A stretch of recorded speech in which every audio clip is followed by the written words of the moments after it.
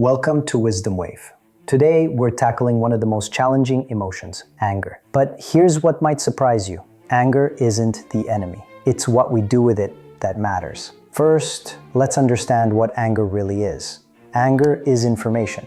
It tells us that something important to us feels threatened. Our boundaries, our values, our sense of fairness. The problem isn't feeling angry. It's when anger controls our actions instead of informing them.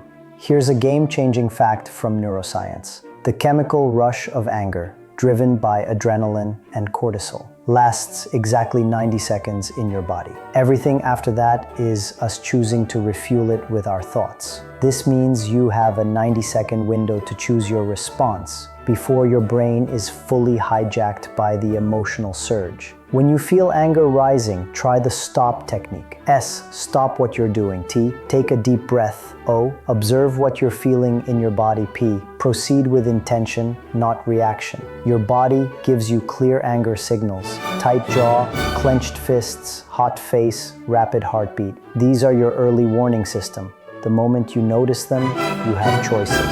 Try the 4-7-8 breathing technique. Breathe in for 4 counts, hold for 7, breathe out for 8. This activates your parasympathetic nervous system and literally calms your brain down, allowing your prefrontal cortex to re-engage. But here's the deeper emotional intelligence insight. Ask yourself, what is this anger trying to tell me? Maybe someone crossed a boundary. Maybe you feel disrespected. Maybe you're actually hurt or scared underneath the anger. When you can identify the message behind your anger, you can communicate it clearly. I felt disrespected when, instead of attacking. You can set boundaries. I need you to, instead of exploding. You can solve problems instead of creating bitter ones. Remember, emotional intelligence isn't about never feeling anger. It's about feeling it fully and choosing wisely what to do with it. What will you discover about your anger this week?